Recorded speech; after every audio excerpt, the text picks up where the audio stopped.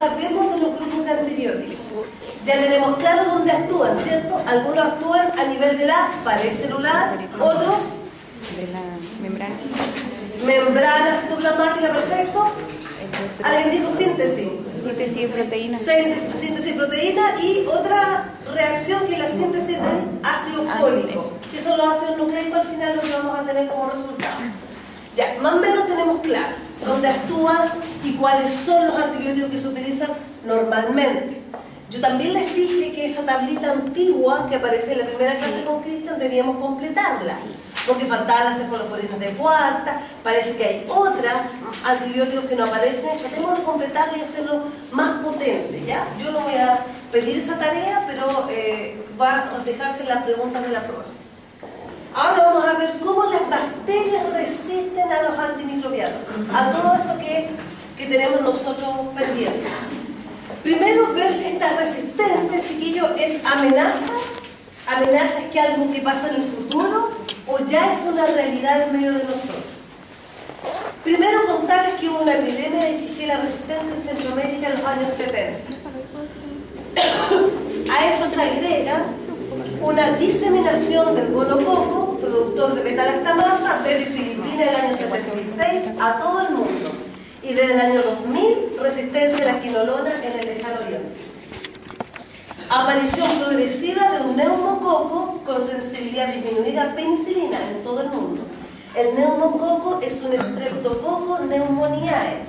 Produce neumonía y meningitis en niños pequeños, lactantes. Y ¿saben lo más importante de esta frase? Es que es súper sensible a la penicilina. Todos los streptococos. No así los estafilococos, que son los parientes cercanos. Pero los streptos siempre era penicilina. Acuérdense ustedes, cuando tenían amigdalitis, lo primero que les daban era penicilina, una inyección de penicilina benzatina para la amigdalitis. Bueno, se ha visto ahora que hay una resistencia a la penicilina y eso es nuevo. Nuevo, 30 años atrás, pero es algo nuevo de resistencia. Estafilococcus aureus resistente a la penicilina en los años 50. La penicilina estaba en los años 40. O sea, pasaron 10 años y todos los estafilococos fueron resistentes a la penicilina. Por lo tanto, ahora, frente a estáfilo, nunca se ocupa penicilina. Jamás. A pesar de que estáfilo es un poco más positivo.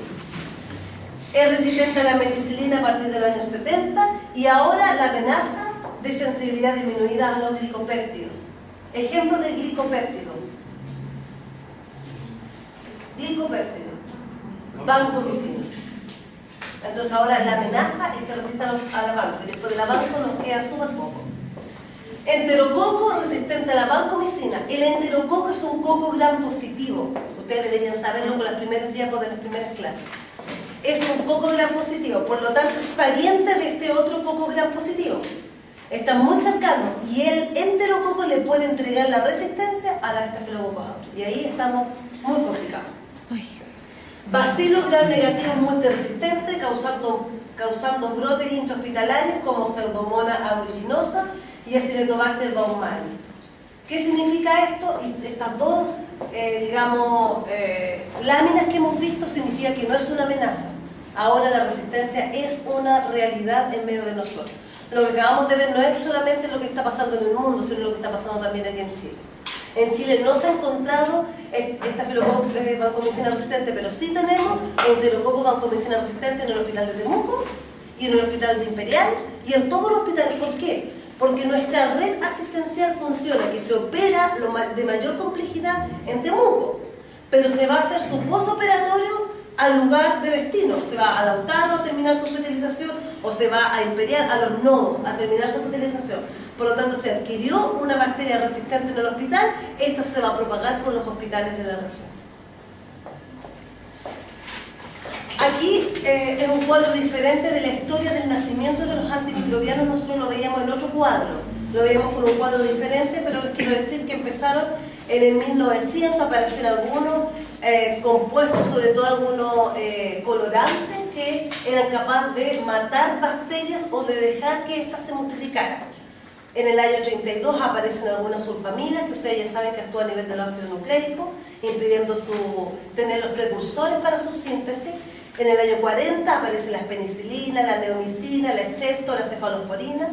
En el año 50, clorfenicol, polymyxina, eritro, banco y otras más. En el 60 aparece la rifampicina y después nos saltamos al 62 que aparece el ácido nalidíxico. Si ustedes se dan cuenta, desde el 40 al 62 una amplia mayoría de las empresas farmacéuticas está sintetizando y está produciendo antimicrobianos. Del 62 nos saltamos al 2000, una brecha bastante amplia donde ninguna industria en el mundo produce algún tipo de antimicrobiano nuevo. Significa que del año 60 en adelante todas las patologías del mundo están siendo tratadas con este grupo de antimicrobianos. En el año 2000 aparece la oxazolidona, que nosotros veíamos la acción que tenía, y aparece estos lipopéptidos que son la dantomicina en el 2003. Y ahora, en el 2010, hay muy pocos nuevos.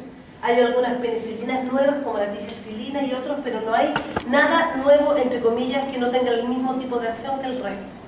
¿Qué nos quiere decir a nosotros? Que la industria farmacéutica no está preocupada por producir antimicrobianos. Ahora, veamos este cuadro.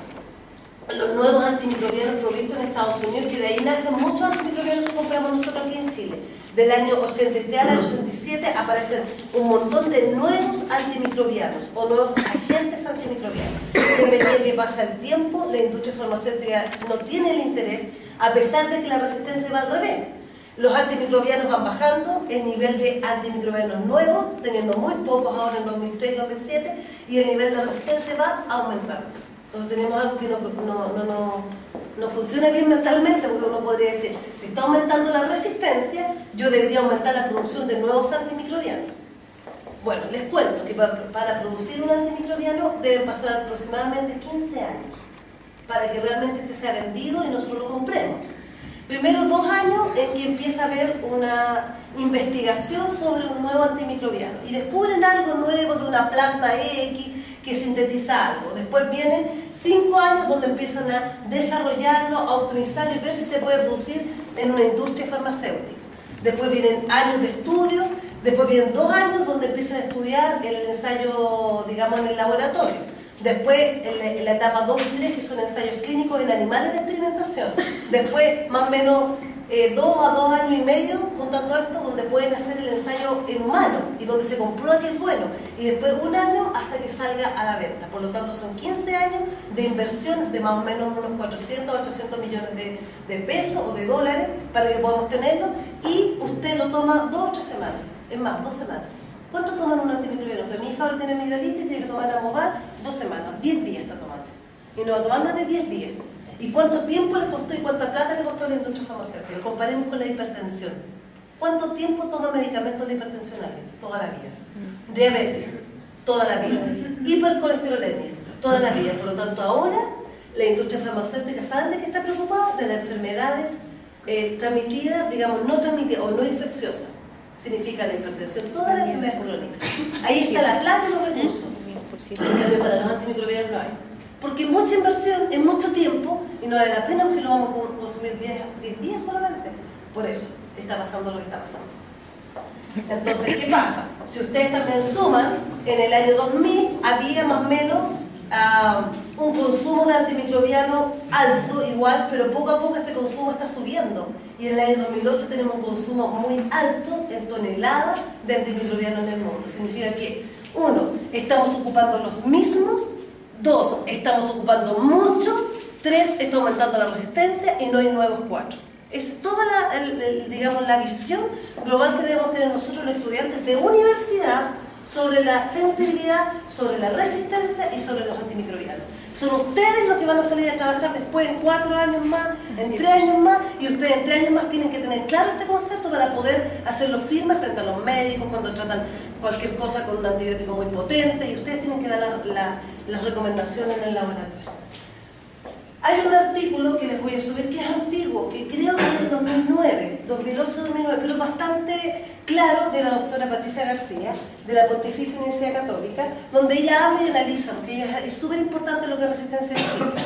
Y ella habla y analiza la resistencia, está en castellano, y de aquí saqué 2 láminas, para que ustedes más o menos puedan ver. Y habla que la resistencia bacteriana no es solamente un solo factor, sino tiene varios factores que coinciden en ello. Primero, el paciente. ¿Por qué ahora hay mayor resistencia? Porque ahora tenemos pacientes que tienen mayor estancia en el hospital. Antes los pacientes que tenían cáncer morían en su casa o morían rápidamente. Ahora no, porque ahora tenemos la quimioterapia y ahora tenemos más tratamientos invasivos y a lo mejor lo podemos tener en ventilador mecánico 3 meses. Por lo tanto, ha adelantado tanto la tecnología que eso ha permitido que esté más tiempo viva la persona y en condiciones inmunes bastante bajas. Por lo tanto, va adquiriendo bacterias y estas bacterias van resistiendo. Es más, su propia flora normal puede jugarle una mala pasada en algún momento de la estancia hospitalizada. También tenemos edades donde está el sistema inmune bastante deprimido y todo esto tiene que ver también con la resistencia a los antimicrobianos o la resistencia de las bacterias a sobrevivir en el huésped. Primero los niños. Los niños hasta los 3 años tienen que madurar su sistema inmune. Tienen un sistema inmune humoral bastante bueno, pero celular muy inmaduro y tienen que aumentar la parte celular. Y en el adulto, sobre todo en el adulto mayor. Estudios nos indican a nosotros que aquí en Chile nacen menos niños y hay más ancianos. Entonces, en algún momento, nosotros en la parte de la tercera edad y de la cuarta edad, porque ya estamos en cuarta edad, nosotros tenemos que preocuparnos. Porque ahí también están las investigaciones y ahí también hay recursos para poder hacer test, investigar, etc. ¿Por qué? Porque es algo importante en Chile que recién estamos preocupándonos, no así Europa, donde ya lo tienen ganado y donde hay muchos estudios. Primero, también tenemos que ver, segundo, lo que es la procedencia. Tenemos pacientes que son intrahospitalarios y pacientes que son extrahospitalarios. ¿Y saben qué es lo más complejo de esto? Es que si nosotros tuviéramos la resistencia antimicrobiana dentro del hospital, podríamos tener medidas de contención. Pero ¿dónde tenemos también resistencia? En la comunidad. Cuando hablamos de aislado un patógeno de la comunidad, estamos hablando aquí de gente que anda caminando, la que no está hospitalizada. ¿Ya? Y también tenemos que diferenciar que muchas de estas bacterias que son resistentes colonizan al ser humano y son parte de la microflora normal, ¿ya? Y que en algún momento pueden producir una infección. También tiene que ver la resistencia antimicrobiana con el propio antimicrobiano que se utiliza, el modo de empleo. En Chile, antes del año 84, aproximadamente, yo iba a comprar penicilina y me la vendían, yo iba a comprar amoxi y me la vendían. Es más, todavía hay almacenes que en forma clandestina venden amoxicilina, venden penicilina, venden. Yo tengo una tía y de repente me llegó con, ay, ¿sabes qué? ¿Te sentís mal? Tómate un amoxi. Yo dije, ¿de dónde sacó? Claro, ahí en estos almacenes los venden. Hay personas que su familia trabaja en farmacia y trae antimicrobianos a la casa y ellos los venden en forma clandestina. Y eso pasa en todos lados. ¿Ya? Entonces, antes, toda la gente podía comprar y ahí aumentó la resistencia.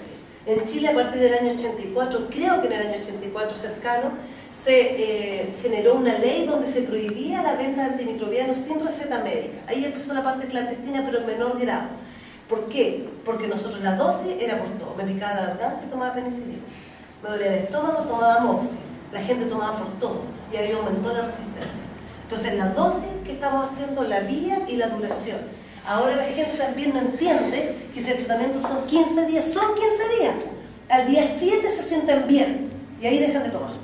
Y no hay caso, y sobre todo los de tercera y cuarta edad. No hay caso, ya me siento bien, ¿para qué voy a tomar? No me cae mal, no doy la guata, no doy el estómago y no termino de tomar el tratamiento. Ahí tenemos también resistencia bacteriana. Y por último, los tipos de microorganismos que poco a poco están atacando y la resistencia múltiple que están adquiriendo. ¿Ya? Por lo tanto, ¿cuáles son las causas de esta resistencia? Uso y abuso de los antimicrobianos, debilitamiento en el control de la infección intrahospitalaria. ¿Por qué? Porque se nos están escapando. Ya no están solamente en el hospital, se nos escapan afuera. De alguna forma el paciente entra, ingresa por una fractura y sale y al 2 días le da una neumonía por un patógeno multiresistente. Infección intrahospitalaria es toda aquella que le da al paciente durante su estadía o después de su estadía, siempre y cuando llegó sano, en cuanto a una infección. Entonces puede pasar 3 días y empezar con fiebre y es una infección intrahospitalaria. El microorganismo se lo pegó, entre comillas, en el hospital. Los procedimientos invasores que yo les contaba, tener mucho tiempo a alguien, digamos, tratando de salvar su vida, y los hospederos más susceptibles. ¿Qué significa eso? A nosotros los tecnólogos médicos nos cambió la vida después de descubrir los pacientes inmunosuprimidos. Después del tratamiento con cáncer tenemos pacientes inmunosuprimidos. Después de descubrir, digamos, lo que causaba el VIH en el ser humano, pacientes inmunodeprimidos de por vida. ¿Y qué pasa con eso? Nosotros empezaron a aparecer nuevos patógenos que para nosotros son emergentes y que causan patología y antes no es nada, antes era menos. A ustedes les tocó más. porque ahora hay más patógenos. Y nosotros tuvimos la clase del diplomado el día sábado y empezaron a aparecer un mundo y vino la persona encargada del laboratorio Clostridium del ISP con toda el boom que hubo con el Clostridium, tantas muertes que han habido. El Clostridium siempre ha estado, lo que pasa es que fue mal manejado intrahospitalariamente. Eso es, mal manejo. Profe, ¿es lo mismo uno deprimido que uno suprimido? Es lo mismo. Es lo mismo. Por lo tanto, todo esto genera resistencia bacteriana. ¿Y la resistencia bacteriana cuál es la consecuencia? Aumento de la morbilidad, aumento del tiempo de la gente que pasa enferma y que ocupa el hospital. Y que ocupa el hospital, ocupa enfermero, ocupa médico, ocupa técnico, por lo tanto plata, al final. Y aumento de la mortalidad, personas que no tenemos con qué tratarla y que se nos mueren. O cuando llegamos a tratarla ya sabemos que es un patógeno multiresistente, lo tratamos con un antibiótico mal, que es resistente y se nos muere el paciente, nos damos cuenta después. Y también aumentan los costos al año de estas hospitalizaciones, de estos tratamientos, del dejar de trabajar, porque también es costo, del que la familia esté sin dinero, etc. ¿Cómo hay que contener esta resistencia o este aumento de resistencia? En el control del consumo de los antimicrobianos, sobre todo, chiquillos, en Chile está controlado, más o menos. Pero ¿saben el problema? Es que en los lugares pequeños, donde no hay infectólogos, que es casi toda la región, el único lugar que tiene infectólogos es Temuco, todo el resto de los lugares no saben manejar bien los antimicrobianos. Y la única persona que sabe somos nosotros, los tecnólogos. Entonces nosotros tenemos que dar el ejemplo, entre comillas. Nosotros tenemos que hacer un informe tan clarito para el clínico que el clínico ocupe el antibiótico menos potente y más efectivo para esa bacteria. No tenemos por qué probar un montón de antimicrobianos cuando sabemos que con penicilina funciona. Probemos penicilina y dos más. Y demos la alternativa. Sabiendo que con penicilina funciona, no tenemos por qué darle un ciprofloxacino o otro tipo de antimicrobiano más potente o de más amplio espectro. Porque al tener más amplio espectro hay selección de las bacterias y adquisición de resistencia. Y obviamente control de la infección intrahospitalaria. Aquí hubo un drama, creo que fue en el año 2008-2009 en la región por los enterococos vancomicina resistentes. Nos llamaban para ver si podíamos hacer estudios porque se les escapó. Se les escapó uno del hospital regional y en toda la región tenían enterococos vancomicina resistentes. ¿Y qué pasa? Que el paciente llegaba a hospitalizarse por cualquier cosa y salía con un enterococo vancomicina resistente.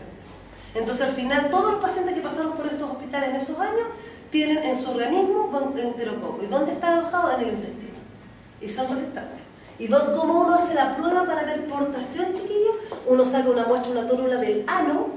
Esa tórula que tiene microorganismos, uno busca enterococo y encuentra. Enterococo vancomicina resistente. ¿Ya? Y eso es portación. Y lo tienen todo. Eso pasó en el año 2008-2009 acá. Y al mismo tiempo estimar la magnitud del problema real.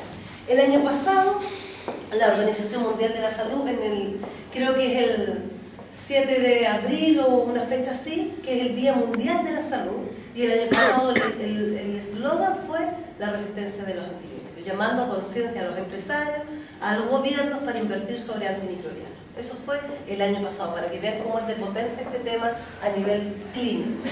Ahora, ¿cómo los microorganismos adquieren la resistencia? Bueno, tenemos en algún momento una bacteria resistente. Ya sea en la flora normal, ya sea en el paciente que está al lado, o en la enfermera que va trabajando con nosotros que toma la bacteria resistente, se la lleva al otro paciente, pero de alguna parte tenemos el origen. Tenemos una bacteria susceptible, que una vez que tiene contacto con esta bacteria resistente es capaz de entregarle la resistencia que está contenida o en el cromosoma o en plásmido y ahora se vuelve una bacteria resistente. Tan simple como eso. Entonces nosotros tenemos que frenar esto. Frenar el contacto de las bacterias susceptibles con las bacterias resistentes. Y ahí está la medida de contención a nivel de enfermería, el control de los antimicrobianos que usamos, etc. Como mapa, solamente para que ustedes vean, la resistencia a estáfilos no es la intención de la microbiología 1 ver resistencia de cada uno de los patógenos. Eso lo hacen en microbiología 2. En microbiología 2, aparte de saber cómo diagnosticar cada uno, saber qué factores de virulencia tienen y saber qué patología produce cada bacteria, ustedes ven la resistencia de cada bacteria. En este caso, para mostrarles un mapa, ¿cómo es? Imagínense ustedes, chiquillos, que el Staphylococcus aureus, una bacteria linda, preciosa, hasta que apareció en 1940 la penicilina. En el 42, 2 años después, ya había resistencia a la penicilina del Staphylococcus aureus. En el año 59 se generó la meticilina. En el 61 ya había Staphylococcus aureus meticilino resistente. Del 61 a ahora encontramos una tesis de la Vanessa que habló de Staphylococcus meticilino resistente intrahospitalario. Y había una cantidad de muestras impresionante. Trabajó como con 200 muestras. En un rato junto 200 muestras. Significa que en un rato, en todos los hospitales tenían meticilino resistente. No así aislado de la comunidad, que fue otra tesis que intentó hacer alguien y no pudo porque había una muestra. En Temuco. ¿Por qué? Porque poco todavía. ¿Ya? Aquí tenemos Staphylococcus aureus meticilino resistente aislado de hospitales, que es muy potente, y a partir del año 99 de esa diferencia ya empezaron a ver meticilino resistente aislado de la comunidad. ¿Qué significaba eso? Que yo llegaba con una herida en la piel, me decía, o sea que se me infectó, me hacían cultivo, era estáfilo y era meticilino resistente. ¿De dónde venía yo? De mi casa. Eso habla de aislado de la comunidad. No estaba en un hospital, ya en el año 99. En Temuco hay poco, pero en Chile hay, pero poco. 1, 2, 3, 4 muestras, todavía falta para poder hacer un buen estudio. En el año 70 se produce la vancomicina y se empieza a vender. En el año 96 ya Japón tiene Staphylococcus intermedio a la vancomicina, un poco resistente. Y en el año 2002 ya aparecen los Staphylococcus aureus resistentes a la vancomicina. ¿Por qué se demoró tanto en aparecer la resistencia a diferencia de la meticilina? Porque este es un antibiótico muy usado. Es una penicilina, la meticilina, es una penicilina resistente a la beta-lactamasa. Eso ya lo vieron ustedes. Entonces, por lo tanto, ¿qué pasa? Como había tanta beta-lactamasa, lo que hacían ellos, meticilina, y la peni la dejaron de usar. ¿Y por qué? Y apareció inmediatamente la resistencia. Cuando apareció esta resistencia, empezaron a ocupar vancomicina. Y ahora ya tenemos, en Chile no hay Staphylococcus aureus vancomicina resistente. Hasta el momento no ha salido ninguno. Así que si a ustedes les sale uno, dúdenlo. Compruébenlo bien antes de enviarlo al ISP. Y en el año 86 empezó a aparecer la vancomicina resistente, pero en enterococo. Y se supone que del enterococo pasó al estafilococo. Porque el 70 comenzó a producirse, el 86 el primero que fue, y de aquí empezaron los otros a producir. Este es un mapa más o menos de resistencia por cada patógeno. Ustedes ven, es un tema súper relevante e importante. La resistencia bacteriana, ¿de qué depende? Depende del mecanismo, como vimos nosotros, utilizado por la bacteria, y depende del sitio de acción del antimicrobiano. Hay sitios de acción a nivel de la pared celular, sitios de acción a nivel de la síntesis proteica, 30S, 50S, etc. La mayoría de las veces se asocia a la presencia de plásmidos de resistencia. Significa que los plásmidos son los que más contienen resistencia y heredan la resistencia al resto de las bacterias. Y en un porcentaje, este fenotipo es transferible de una bacteria a otra, favoreciendo el aumento de la resistencia en la población bacteriana. Entonces, este plásmido no solamente lo hereda su descendencia, sino también lo hereda a bacterias que están al frente de él, le entregan la resistencia. ¿Qué tipo de resistencia tenemos? La resistencia natural o intrínseca. Ahora ya saben el concepto de intrínseco cuando se habla. O la resistencia adquirida. La resistencia natural o intrínseca se refiere a que existe una resistencia propia de cada familia, propia de la especie o del grupo de bacterias. Que esa bacteria nace con esa resistencia. No es que la adquirió de afuera ni alguien se le entregó el plásmido, sino que ellos son resistentes. Ejemplo, los gérmenes gram negativos, todos son resistentes a la vancomicina. Y ustedes se van a pensar, ¿pero por qué la vanco? ¿Dónde actúa la vanco? La vanco actúa a nivel de los tetrapéptidos, unión peptídica del peptidolicano. Y los gram negativos, ¿cuántas uniones tienen? Menos del 30%. En cambio, los gram positivos, más del 80% están unidos. Y si yo le quito esta unión, la pared está débil y muere la bacteria. En cambio, los gram negativos tienen tan pocas uniones que le da igual, porque ¿quién los protege? El LPS final, digamos, en la membrana externa protege a la bacteria. Aunque deshagamos un poquitito del peptidolicano, no importa, tiene la membrana externa. Entonces, intrínsecamente son resistentes, y espero que hayan entendido el ejemplo.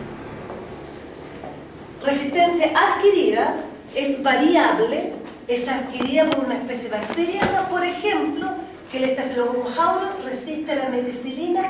No es que el Staphylococcus aureus nació con esta resistencia, sino que a través del tiempo adquirió la resistencia. ¿Ya? Entonces, cuando yo sé que todos los gram negativos son resistentes en forma intrínseca la yo voy a probar vancomicina en mi antibiograma? No, porque yo sé que intrínsecamente todos son resistentes. Ahora, aquí yo pruebo y quiero ver la resistencia extrínseca, porque yo no sé si esta bacteria que estoy tratando de este paciente es resistente a la meticilina o no, porque va a depender de qué bacteria es, de qué cepa es.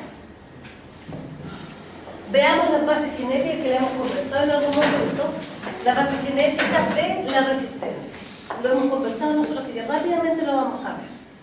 En primer lugar, hay tres formas de adquirir resistencia. Primero, por mutación.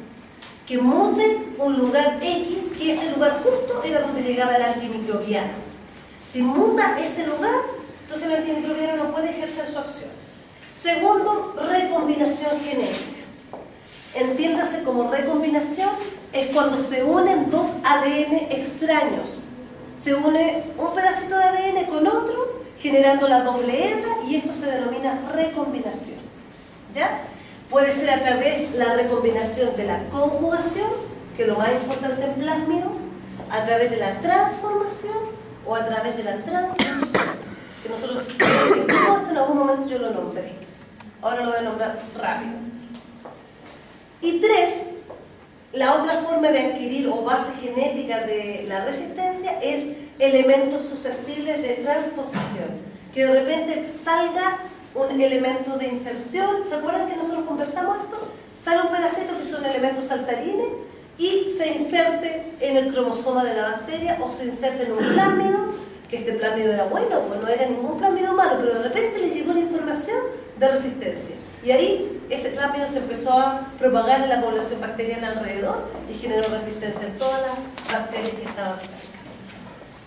Veamos el concepto de mutación simple, rápido. Cuando veamos, chiquillos, genética, vamos a ver mutación un poco más en detalle.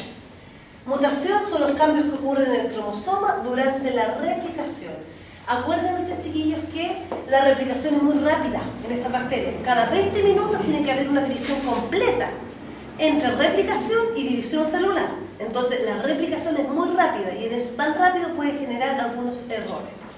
Existen enzimas para reparar estos daños que se producen, pero algunas de estas enzimas no detectan y hay una mutación.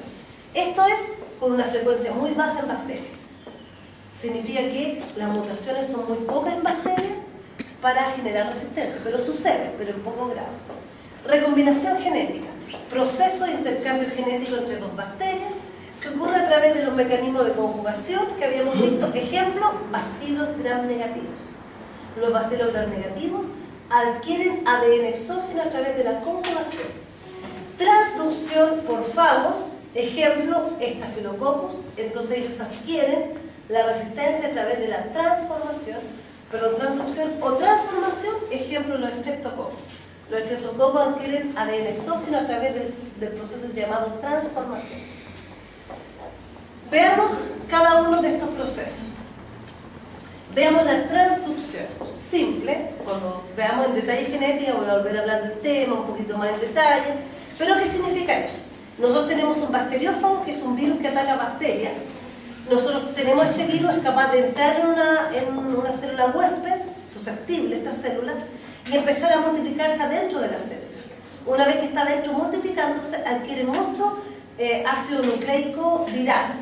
Este ácido nucleico se empieza a empaquetar en de esta coraza, ¿ya? Y empieza a generar muchos viriones, muchos virus nuevitos.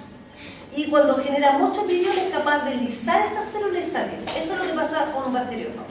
Pero cuando empieza a empaquetar el ADN o el ARN mensajero, en este caso ADN, empieza por error empaqueta un pedazo de ADN de la bacteria. Y ese pedazo de ADN de la bacteria tenía resistencia. Ahora, ¿el bacteriófago quería eso? No. Pero como se empezó a multiplicar rapidito, empezó a generar mucho ADN viral y empezó a empaquetar en la cápside, empezó a generar pura cápside, puras proteínas y empezó a colocar el empaquetamiento y de repente toma ADN de la bacteria, que justo había una resistencia ahí, un gen de resistencia, y lo empaqueta. Y sale. Este se jura un virus, pero no es virus. Porque tiene todo de virus, pero en el fondo no es virus. Sale y va a infectar a otra célula permisiva. Yo estoy hablando de permisiva porque El virus tiene tropismo celular, acuérdense. Y este es un virus, funciona igual. ¿Qué significa? Que una célula que sea permisiva va a poder ser infectada. Por eso no nos da hepatitis, el virus de la hepatitis no ataca el intestino, ataca solamente el hígado, porque solamente hay un receptor en los hepatocitos para este virus. Lo mismo, este bacteriófago va a atacar otra bacteria, lo más probable de una familia similar, de géneros similares, y llega y inyecta su ADN. Pero como este no era virus, tenía ADN bacteriano y ahí había la resistencia, ahora una bacteria que no era resistente se vuelve resistente. Ese es el proceso denominado transducción. Y aquí vi un video, pero lo van a probar que no funciona, porque no lo activé, tengo que activarlo. Pero veamos la transducción aquí. Video súper simple, chiquitito, como para que el que le, como el que no le quedó claro lo pueda ver.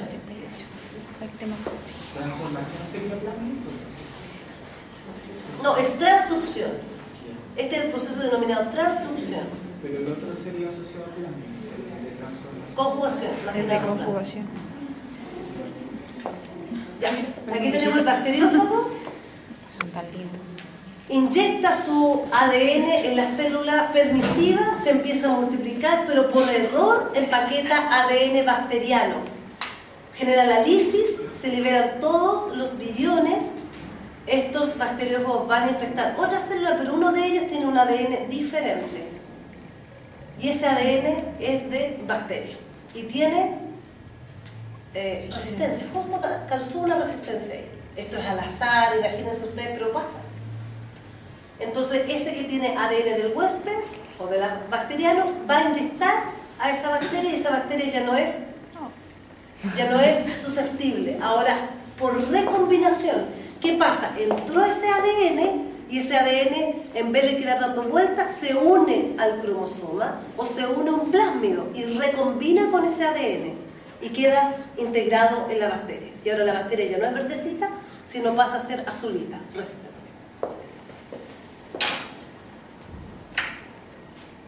Como no están activos, los vamos a interrumpir cada vez que los tengamos que ver. Este otro proceso es más fácil que yo les contaba, que era la conjugación, contacto entre bacteria y bacteria.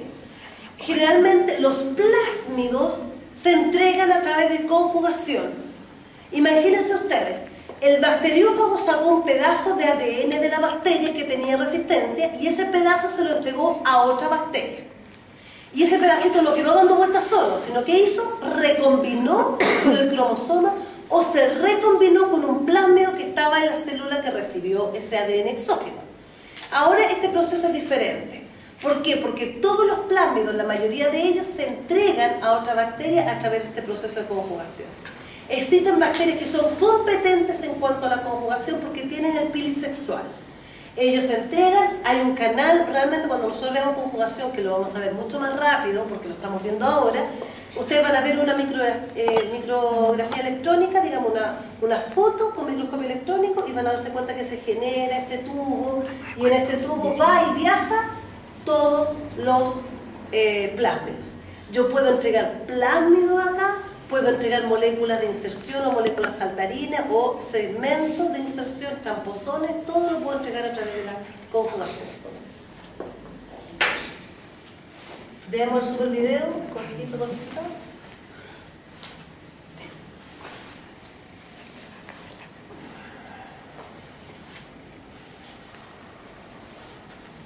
Tenemos una bacteria que es... Tenemos contacto y entrega el plásmido, el azulita resistente, la otra era verdecita y cambió a azulita. Tal cual como tan simple, chicos, como hasta lo mejor una tontera ver este video.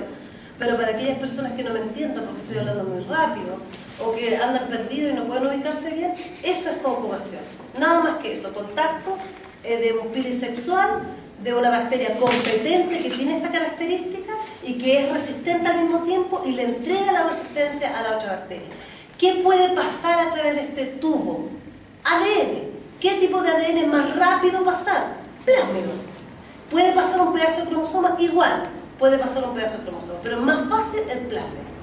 Un elemento